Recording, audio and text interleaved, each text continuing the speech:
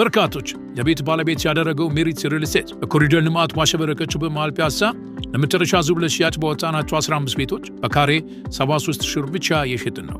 ውብ እይታን ከነፋሻማ አየር ጋር የያዙ ቤቶችን በአራራ ፓርክ እንዲሁም ወዳጅነት ፓርክ ፊት ለፊት እየገነባን በሚገኘው ዘመናዊ መንደር ውስጥ ምቹ በሆነ አከፋፈል 100% ለሚከፍሉ ደንበኞች 30% ቅናሽ የተደረገባቸውን ባለ 1 መኝታ በ3.6 ሚሊዮን፣ ባለ 2 መኝታ በ5.8 ሚሊዮን፣ ባለ 3 መኝታ በ8.4 ሚሊዮን ብር አቅርበናል። በግንባታ ሂደት መክፈል ለሚፈልጉ ደንበኞች በ10% በ514 ሺህ ብር ቅድመ ክፍያ ጀምሮ ቀሪውን 60% በግንባታ ሂደት የሚከፍሉት እንዲሁም 40% ባንክ ብድር አመቻችተንልዎታል። መንደራችን በቂ የሆነ የመኪና ማቆሚያ፣ የመዋኛ ገንዳ፣ የልጆች መጫወቻ ስፍራ፣ ጂም እና ስፓ ያካተቱ ናቸው። በመሃል ተክለ ሃይማኖት ከ20 ካሬ ጀምሮ የንግድ ሱቆችንም እኛ ጋር ማግኘት ይችላሉ። ሜሪት ሪል ስቴት የታመነ ንብረት። በመካከለኛው ምስራቅ ሰማይ የሚዘንበው እሳት ተባብሶ ቀጥሏል። ኢራን በቀጠናው ሀገራት ላይ ታይቶ የማይታወቅ አዲስ የጥቃት ማዕበልን ከፍታለች። Second strike hit the city of Arad in southern Israel. Rockets damaged buildings and injured at least 64 people. ከቴል አቪቭ እስከ ዱባይ፣ ከኩዌት እስከ አቡዳቢ ሰማዩ በሚሳኤልና በድሮን ሲወቀጡ ውሏል። በኩዌት ዋና ከተማ ኩዌት ሲቲ ሰማዩ በጭስና በፍንዳታ ድምጽ ተሞልቷል። የከተማዋ ነዋሪዎች ከባድ ፍንዳታዎችን እየሰሙ ባለበት በዚህ ቅጽበት የኩዌት ብሔራዊ ዘብ ከኢራን የሚተኮሱ ሚሳኤሎች ጋር እየተጋፈጠ እንደሚገኝም ገልጿል። የኢራን ጦር ኃይሎች ቃል አቀባይ ኢብራሂም ዓለምን ያስደነገጠ መግለጫን ሰጥተዋል። በመካከለኛው ምስራቅ የሚገኙ ሁሉም የአሜሪካ ጦር ቤዞች ሙሉ በሙሉ ተደምስሰዋል ብለዋል። ቃል አቀባዩ ሲቀጥሉም የአሜሪካ የጦር አዛዦችና ወታደሮች ሸሽተው የት እንደገቡ አይታወቅም ብለዋል። ኢራን አሁን የሸሹትን የአሜሪካ ወታደሮችን ለማደን በቀጠናው ያሉ ሀገራት እንዲተባበሯት ጥሪን እያቀረበች ትገኛለች። Combat operations in Iran. Imminent threats from the Iranian regime. በመካከለኛው ምስራቅ የአሜሪካ ወታደራዊ የበላይነት አክትሞታል ወይስ ይህ የከፋ አጸፋዊ እርምጃ መጀመሪያ ነው አስብሎታል? ኢራን የአሜሪካ ወታደሮችን የሚያስጠልሉ ሆቴሎች ህጋዊ የጥቃት ኢላማ ይሆናሉ ስትልም ከባድ ዛቻን ሰንዝራለች። ሲቪል ሆቴሎች አሁን ወደ ጦር ግንባርነት እየተቀየሩ ነው። ነገር ግን ከሁሉ በላይ የሚያስፈራው ዜና ገና አሁን ተሰምቷል። የዓለም አቀፉ የአቶሚክ ኢነርጂ ኤጀንሲ እጅግ አስፈሪ ማስጠንቀቂያን አውጥቷል። በመካከለኛው ምስራቅ ያለው ጦርነት ወደ ኒኩሌር ጦርነት እየተሸጋገረ መሆኑን ገልጿል። የኒኩሌር ጥቃቱ ተጠናክሮ ከቀጠለ ትልቅ ዓለምን የሚያጠፋ የራዲዮሎጂ አደጋ መጋረጡ ማስጠንቀቂያ ተሰጥቷል። ኢራንን ብቻ ሳይሆን መላው የመካከለኛው ምስራቅና ከዚያ በላይ ያለውን የዓለምን ክፍል የሚያወድም የኒኩሌር ጨረር መርዝ ስጋትን ፈጥሯል ነው የተባለው። በሌላ በኩል አሜሪካ 10,000 ተጨማሪ የእግረኛ ተዋጊዎችን ወደ ኢራን ማሰማራቷ ተዘግቧል። የአሜሪካ ጦር ኢራንን በእግረኛ ጦር ለመቆጣጠር ዘመቻ መጀመሩ ተገልጿል። ኢራን በበኩሏ ከ1 ሚሊዮን በላይ ሰራዊቶቿን በተጠንቀቅ አቁማለች። የምድር ወረራ ከተጀመረ የደም ጎርፍ እንደሚፈስ ባለሙያዎች ይናገራሉ። ፕሬዝዳንት ዶናልድ ትራምፕ በበኩላቸው በኢራን ጉዳይ ጭንቀት ላይ ወድቀዋል ተብሏል። ትራምፕ የኢራን የኃይል ማመንጫዎችን ለመምታት የሰጡትን ቀነ ገደብ ዳግም ማራዘማቸው ከፍተኛ መነጋገሪያን ፈጥሯል። አሜሪካ ከኢራን ጋር ሊደራደር ነው ብትልም ኢራን ግን በፍጹም ድርድር የለም እያለች ነው። ዛሬ በዚህ የትንታኔ ዘገባችን ከቀጠናው የወጡ አዳዲስ ሰበር መረጃዎችን በዝርዝር እናስደምጣችኋለን። እንደተለመደው ቪዲዮ ላይክ በማድረግ ትንታኔ ዘገባችንን ከየት ሀገር ሆናችሁ እንደምትከታተሉ በኮሜንት መስጫ ላይ በመጻፍ አብሮነታችሁን ገለጹልን። ለሚዲያችን ኢትዮ ፖስት አዲስ ከሆናችሁ ደግሞ ሰብስክራይብ በማድረግ ተአማኒ መረጃዎችን ያግኙ። አሁን ወደ ዝርዝር መረጃዎቹ እንሻገር። የኢራንን ከፍተኛ መሪዎችን በመግደልና ወታደራዊ ቁንጮችን በማጥቃት ኢራንን በአጭር ጊዜ እናንበረክካለን ያሉት አሜሪካና እስራኤል ዛሬ ግን ራሳቸውን መውጫ በሌለው አዙሪት ውስጥ አግኝተውታል። ጦርነቱ 4ኛ ሳምንቱን ሲያስቆጥር ጥያቄው ግን ማን ያሸንፋል የሚለው ብቻ ሳይሆን ይህ ጦርነት ዓለምን ወዴት እያመራት ነው የሚል ጥያቄን አስነስቷል። የአየር ላይ ድብደባውና የሚሳኤል ዝናቡ ቀጠናውን እያናወጠ ባለበት በዚህ ቅጽበት አሜሪካና እስራኤል ያላሰቡት ትልቅ ጋሬጣ ከፊታቸው ተደቅኗል።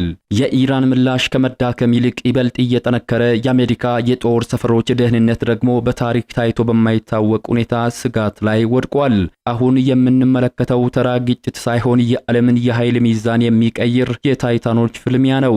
እስራኤልና አሜሪካ የኢራንን ከፍተኛ አመራሮችን በመግደል ኢራንን ሽባ ለማድረግ ቢሞክሩም ኢራን ግን ያልተማከለም የእዝ መዋቅር ስላላት ጦርነቱ ይበልጥ በታችኛው አመራር እንዲፋፋም አድርጎታል። ጦርነቱ በሳውዲ አረቢያ፣ አረብ ኤሚሬትስና ኩዌት ላይ እያሳደረ ያለው ጫና አሜሪካን ከአረብ ወዳጆቿ ጋር ሊያጋጫት እንደሚችል ተንታኞች እየተናገሩ ነው። ጦርነቱ አንድ ወር ሲያስቆጥር በመካከለኛው ምስራቅ የባህረ ሰላጤው ሀገራት ላይ የሚሰነዘረው የአየር ጥቃት አሁንም ያለማቋረጥ ቀጥሏል። በኩዌት ዋና ከተማ ኩዌት ሲቲ የሚገኘው የዜና ዘጋቢ ማላኪ ትራና እንዳረጋገጠው ባለፉት ጥቂት ሰዓታት ውስጥ በከተማዋ ከፍተኛ የአደጋ ጊዜ የጥንቃቄ ደውሎች ያቃጨሉ ሲሆን ከባድ የፍንዳታ ድምጾችም ተሰምተዋል። የኩዌት ብሔራዊ ዘብ ወዲያውኑ በወሰደው ጠንካራ እርምጃ ወደ ከተማዋ ያቀኑ አጥቂ ድሮኖች በአየር ላይ ማክሸፋቸውን ይፋ አድርጓል። ይሁን እንጂ አሁን ላይ በቀጠናው እየታየ ያለው ትልቁ አደጋና አስደንጋጭ እውነታ እነዚህ አውዳሚ ድሮኖች በአየር ላይ ቢከሽፉ እንኳ የሚያስከትሉት ጉዳት እጅግ የከፋና ገዳይ መሆኑ ተነግሯል። ለዚህ ማሳያ የሚሆነው ሐሙስ ዕለት በተባበሩት አረብ ኤሚሬትስ አቡዳቢ ከተማ የተከሰተው አሳዛኝ ክስተት ነው። ባለስልጣናት እንዳረጋገጡት በአየር ላይ ከተመታው ድሮን የተረጨው ስብርባሪ መሬት ላይ በፈጠረው አደጋ የሁለት ንጹሃን ሰዎች ሕይወት ሲያልፍ በሌሎች 3 ሰዎች ላይ ደግሞ ከባድ የመቁሰል አደጋ ደርሷል ነው የተባለው። ይህ ዘመናዊ የጦርነት ገጽታ የጸረ አየር መከላከያ ስርዓቶችን ኢላማውን ቢመቱም የዜጎችን ደህንነት ሙሉ በሙሉ ማረጋገጥ እንደማይችሉ ፍንትው አድርገው አሳይተዋል።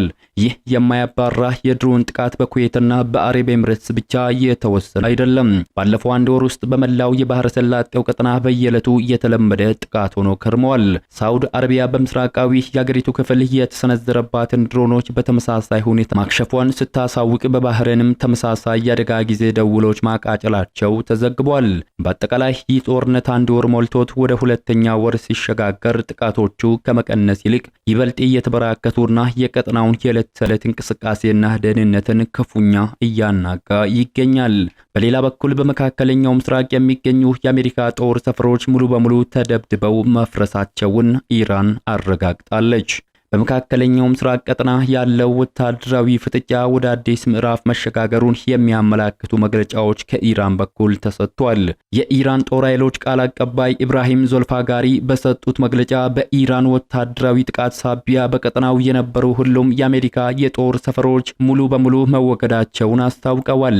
ቃል አቀባዩ በመግለጫቸው ላይ እንዳሰፈሩት የኢራን ሚሳኤሎችና ድሮኖች ያነጣጠሩባቸው የአሜሪካ የጦር ማዕከላት ከጥቅም ውጪ መሆናቸው ገልጸዋል።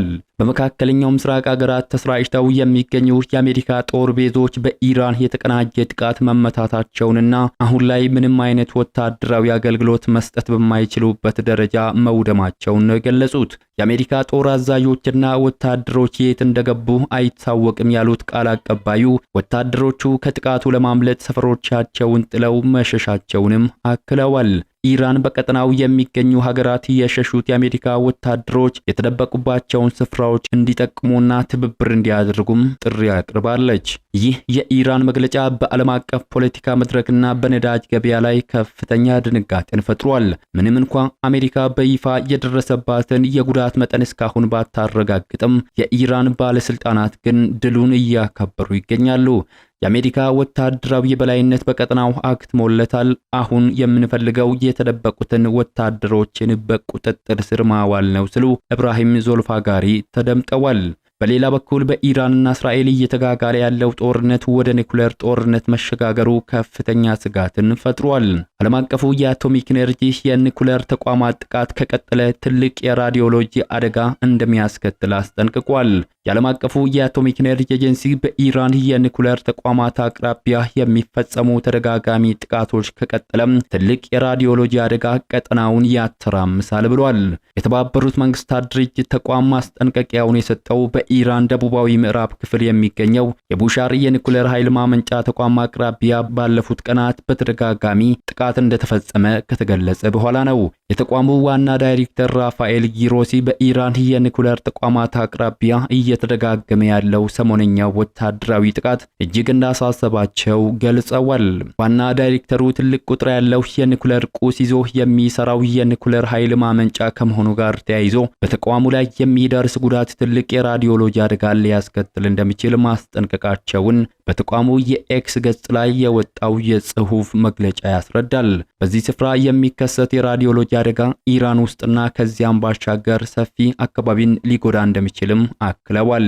ይህንን አይነት የኒኩሌር አደጋ ስጋትን ለማስወገድ ሲባል የጦርነቱ ተፋላሚ ሀገራት ወታደራዊ እርምጃዎችን ከመውሰድ እንዲቆጠቡ ዋና ዳይሬክተሩ ጠይቀዋል። በግጭት ውስጥ 7ቱ የኒኩሌር ደህንነት ማረጋገጫ አምዶችን መጠበቅ አስፈላጊ እንደሆነም አጽንዖትን ሰጥተዋል። በሌላ መረጃ አሜሪካ 10,000 የእግረኛ ተዋጊዎችን ወደ ኢራን ማሰማራቷ ተዘግቧል። የመጨረሻው አስፈሪ የጦርነት ምዕራፍ ስታወጅ ኢራን ከ1 ሚሊዮን በላይ የእግረኛ ሰራዊትን በተጠንቀቅ አቁማለች ነው የተባለው። በመካከለኛው ምስራቅ ለሳምንታት የዘለቀው የአየር ላይ ድብደባና የሚሳኤል ልውውጥ አሁን ወደ ማይቀረውና እጅግ አስፈሪ ወደ ሆነው የምድር ላይ ጦርነት ምዕራፍ እየተሸጋገረ መሆኑን የሚያሳዩ መረጃዎች ወጥተዋል።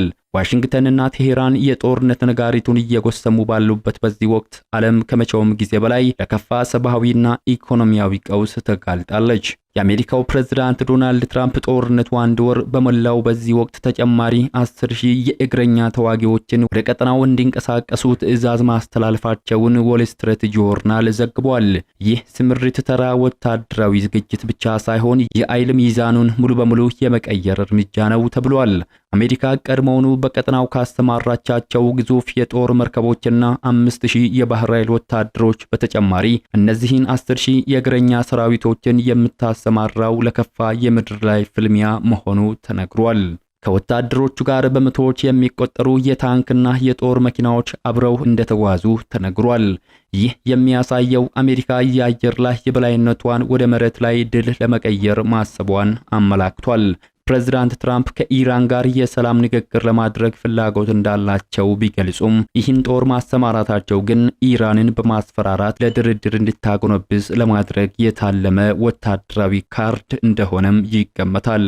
በሌላ በኩል ኢራን በአሜሪካ ሊሰነዘርባት የሚችለውን የምድር ወረራ ለመመከት የመጨረሻውና አስፈሪ የጦርነት ምዕራፍ መጀመሯን አውጃለች። ለዚህም ሲባል ከ1 ሚሊዮን በላይ የእግረኛ ሰራዊት በተጠንቀቅ እንዲቆም አድርጋለች። የኢራን ጦር ስልት አሜሪካን በቀጥታ ፊት ለፊት መቅጠም ሳይሆን ሀገሪቱ ያለባትን አስቸጋሪ መልክዓ ምድር፣ ተራራማ ቦታዎችን በመጠቀም ወራሪውን ኃይል ማዳከም ነው። ኢራን መደበኛውን ሰራዊት፣ የክብረ በዓል ጥበቃና የአካባቢ ታጣቂዎች ባሳጅን በማቀናጀት ማንኛውንም የአሜሪካ ጥቃት በየመንደሩና በየከተማው እንዲገጥሙ አቅዳለች። ይህ ስልት ጦርነቱ ለአጭር ጊዜ ሳይሆን ለረጅም ዓመታት እንዲቀጥልና አሜሪካን ከፍተኛ ዋጋ እንዲያስከፍላት ታስቦ እየተዘጋጀ ነው። ኢራን በአሜሪካ የቴክኖሎጂ የበላይነት ያላትን ስጋት በግዙፍ የሰው ኃይል ለመተካት እየሞከረች ሲሆን ሚሊዮኖች ለሀገራቸው መስዋዕት ለመሆን መዘጋጀታቸውን የሚያሳዩ ፕሮፓጋንዳዎችን በስፋት እየለቀቀች ትገኛለች። ይህ በመካከለኛው ምስራቅ የተከሰተው ወታደራዊ ትንቅንቅ በሁለቱ ሀገራት ብቻ የሚወሰን ሳይሆን እንደ እንግሊዝ፣ ፈረንሳይና ጀርመን ያሉ የአውሮፓ ሀገራትም የምድር ጦርነቱ ቢነሳ ሊከተል የሚችለውን ቀውስ በስጋት እየተጠባበቁ ይገኛሉ። ጦርነቱ በነዳጅ አምራች ሀገራት ላይ ከፍተኛ ጉዳት የሚያስከትል በመሆኑ ዓለም አቀፍ የነዳጅ ዋጋ በከፍተኛ ሁኔታ ሊጨምር ይችላል።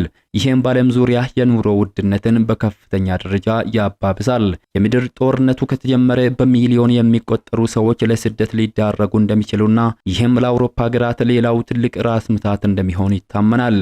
በሌላ በኩል ጦርነቱ እየተካሄደ ያለው በኒኩሌር ተቋማት አቅራቢያ በመሆኑ በድንገት የሚደርስ ጥቃት የራዲዮሎጂ አደጋን ሊያስከትል እንደሚችል ተነግሯል። በአሁኑ ሰዓት በመካከለኛው ምስራቅ ያለው ጦርነት ከመመለሻ ነጥብ አልፏልም ተብሏል።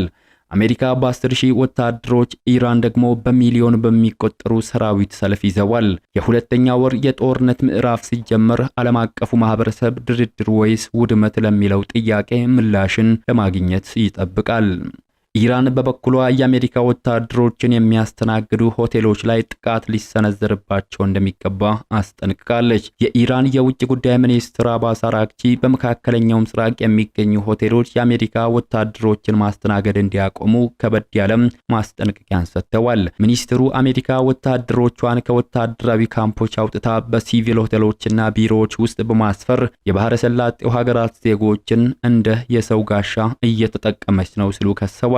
እንደ ፋርስ የዜና ወኪል ዘገባ ማስጠንቀቂያው በባህሬን፣ በተባበሩት አረብ ኤምሬትስ፣ በሶሪያና በጅቡቲ የሚገኙ ሆቴሎችን ያጠቃልላል። ኢራን እነዚህን መገኛዎችን በዝርዝር መለየቷን የገለጸች ሲሆን ወታደሮችን ማስተናገድ የማያቆሙ ከሆነ ተቋማቱ ህጋዊ የመከላከያ ኢላማ ተደርገው ጥቃት እንደሚሰነዘርባቸው ገልጸዋል። የአሜሪካው ፕሬዝዳንት ዶናልድ ትራምፕ በበኩላቸው የኢራን የኃይል ማመንጫዎችን ለመምታት ያስቀመጡትን ቀነ ገደብ በ10 ቀናት አራዝመዋል። ኢራን የሆርሙዝ ወሽመጥን እስከ ዛሬ አርብ ድረስ የማትከፍት ከሆነ የኃይል ማመንጫዎችን እንደሚደበድቡ ዝተው የነበሩት ፕሬዝዳንት ትራምፕ የሰጡትን ቀነ ገደብ ማራዘማቸውን ገልጸዋል። ትራምፕ የመጀመሪያውን የ48 ሰዓታት ቀነ ገደብ ከኢራን ጋር ንግግር እየተካሄደ መሆኑን በመጥቀስ ተጨማሪ 5 ቀናትን መስጠታቸው ይታወሳል። ትራምፕ በትሩዝ ሶሻል ማህበራዊ ሚዲያ ገጻቸው ላይ ባሰፈሩት መልእክት ከኢራን ጋር የሚደረግ ንግግር በጣም በጥሩ ሁኔታ እየሄደ መሆኑን ገልጸዋል። በዚህም በኢራን መንግስት ጥያቄ መሰረት የያዙትን የኢነርጂ ማመንጫ የማውደም እቅድ እስከ መጋቢት 28 ቀን ማራዘማቸውን ገልጸዋል። ይሁን እንጂ ኢራን በበኩሏ ከአሜሪካ ጋር ንግግር እየተካሄደ ነው መባሉን አሁንም ማስተባበሏን ቀጥላለች። አንድ የሰላም ንግግር አሸማጋይ ደግሞ ኢራን በኃይል ማመንጫዎች ላይ ይፈጸማል የተባለውን ጥቃት እንዲራዘምላት እንደጠየቀች መናገራቸው ተዘግቧል። የተወደዳችሁ የሚዲያችን ቤተሰቦች ለሰዓቱ የያዝንላችሁ መረጃዎች የተከታተላችሁትን ይመስሉ ነበር። ከሰዓታት በኋላ በሌሎች አዳዲስ መረጃዎች ዳግም እስከምንገናኝ በያላችሁበት መልካሙን ሁሉ ተመኘን።